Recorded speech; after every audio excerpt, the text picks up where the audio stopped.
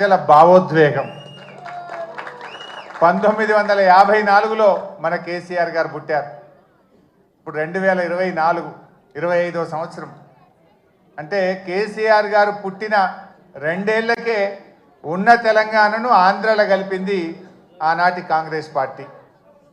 1969లో మలిదశ తెలంగాణ ఉద్యమం వచ్చినాడు కేసీఆర్ గారి వయసు 15 సంవత్సరాలు.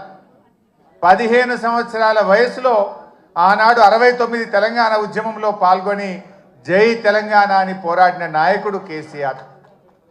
ఆ తర్వాత తెలంగాణ ప్రాంత నాయకులు ఇష్టమున్నా లేకపోయినా ఆ ఆంధ్ర పాలకుల పార్టీల చేతుల్లో వీళ్ళందరూ కూడా పనిచేస్తూ వచ్చారు. కేసీఆర్ గారు కూడా తెలుగుదేశంలో పనిచేశారు. ఎప్పటికప్పుడు తెలంగాణ కోసం పార్టీలో ఉంటూనే మాట్లాడుతూ వచ్చారు.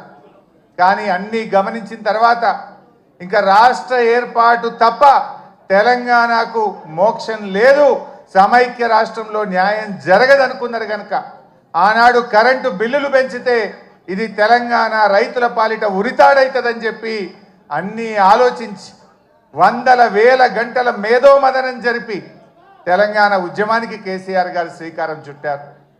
కానీ ఆ రోజు ఒక అపవాదం ఉండేది. ఎవరు జై తెలంగాణ అన్నా పదవి కోసమే జై తెలంగాణ అంటున్నారని.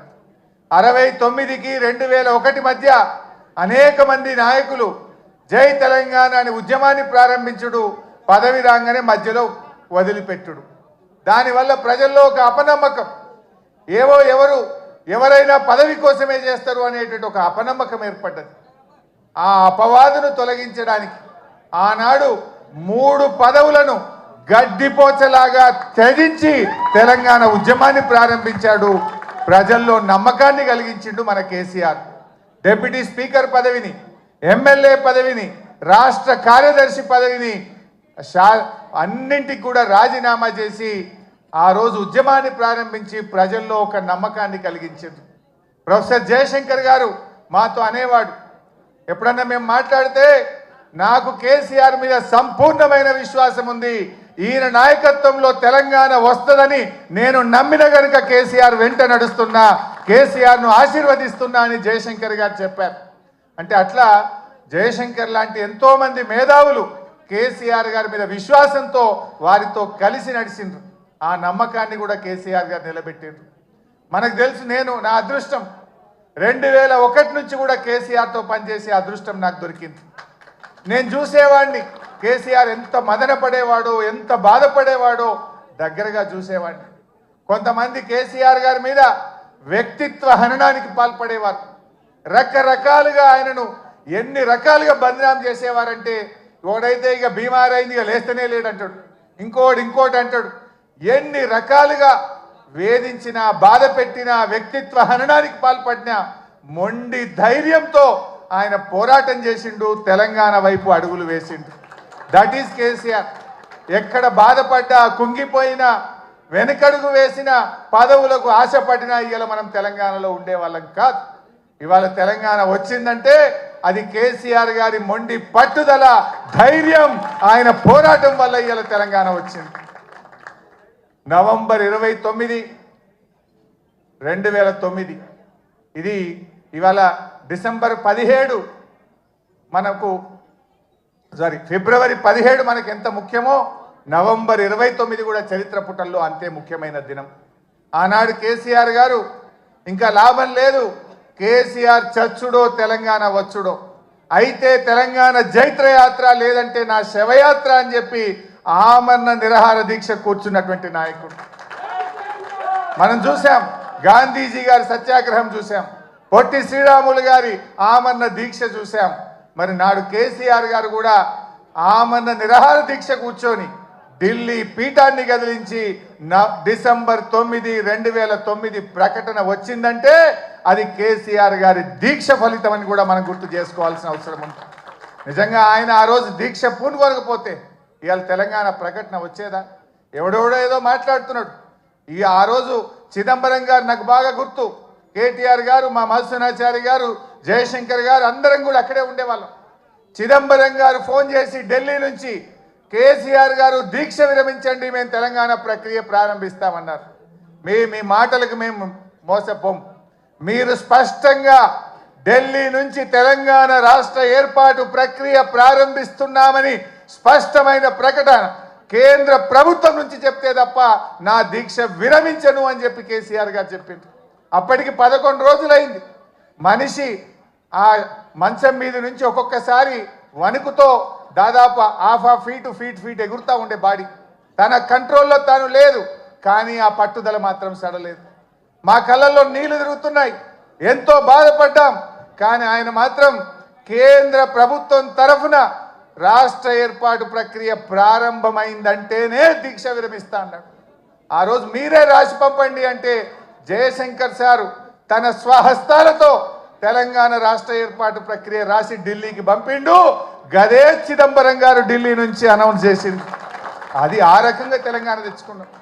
తెలంగాణ తేవడమే కాదు, తెచ్చిన తెలంగాణను అప్పుడే పుట్టిన బిడ్డను కన్న తల్లి ఎంత ప్రేమగా పెంచుకుంటుందో కేసీఆర్ గారు 10 ఏళ్లలో తెలంగాణను ఒక తల్లిలాగా తీర్చిదిద్దాడు.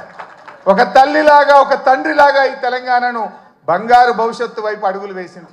ఏ తల్లైనా పుట్టిన బిడ్డను నాకంటే గొప్పగా ఉండాలని, బంగారు భవిష్యత్తు ఉండాలని ప్రతి తల్లి తన కొడుకు కోసం, తన బిడ్డ కోసం తపిస్తుంది.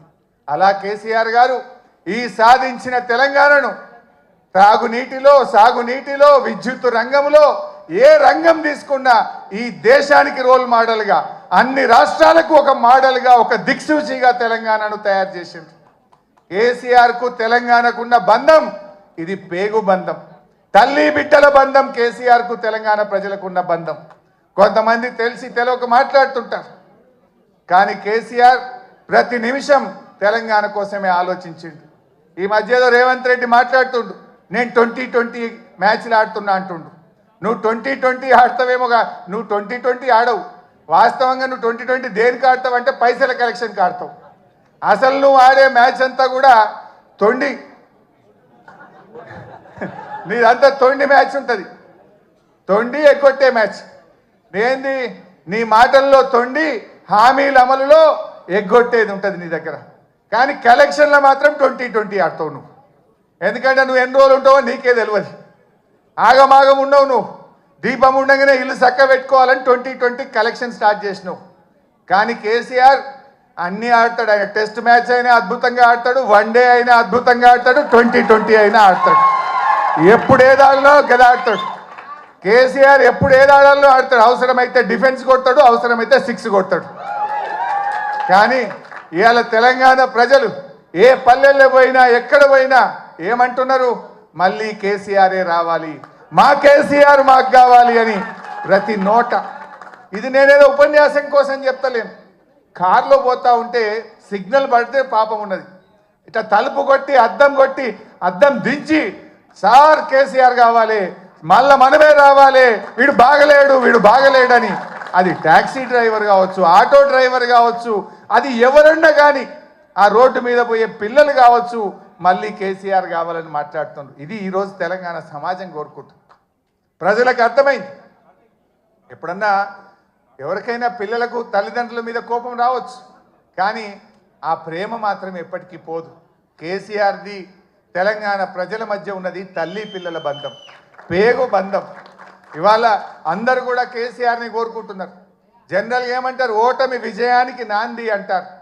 మనం మొన్న ఓడితే ఓడొచ్చు, కానీ రేపు భవిష్యత్తులో మరో 3 టర్ములు బీఆర్ఎస్ పార్టీ గెలవడానికి ఇది నాంది కాబోతా ఉంది.